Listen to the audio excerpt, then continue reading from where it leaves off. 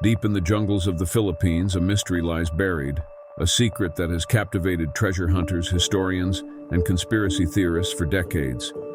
This is the story of Yamashita's gold, a tale of war, greed, and a hidden fortune that may never be found. It's 1941.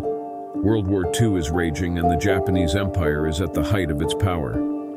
Under the command of General Tomoyuki Yamashita, known as the Tiger of Malaya, Japanese forces sweep across Southeast Asia, their mission to conquer and plunder. As they move through countries like China, Malaysia, and the Philippines, they loot vast amounts of gold, silver, jewels, and priceless artifacts from banks, temples, and private homes. The treasure is staggering, worth billions by today's standards. By 1944, the tide of the war is turning. The Allies are closing in, and Japan needs a safe place to hide its stolen wealth. The Philippines, with its rugged terrain and thousands of hidden caves, becomes the perfect vault. General Yamashita is tasked with burying the treasure. Under his command, prisoners of war and local laborers are forced to dig tunnels and secret chambers. Once the treasure is hidden, the workers are allegedly killed to keep the location secret. The operation is shrouded in secrecy.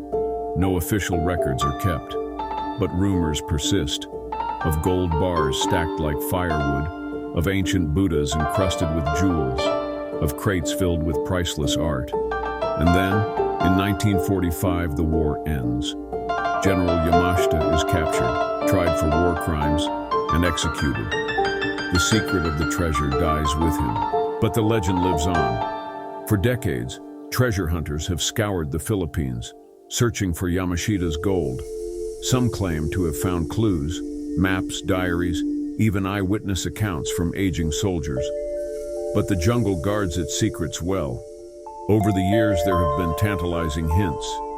In the 1970s, a Filipino locksmith named Rogelio Roxas claimed he found a golden Buddha and crates of gold bars in a tunnel near Baguio City. But before he could cash in, the treasure was seized by the government under the rule of Ferdinand Marcos. Roxas sued the Marcos regime, and while he won the case, the treasure was never returned.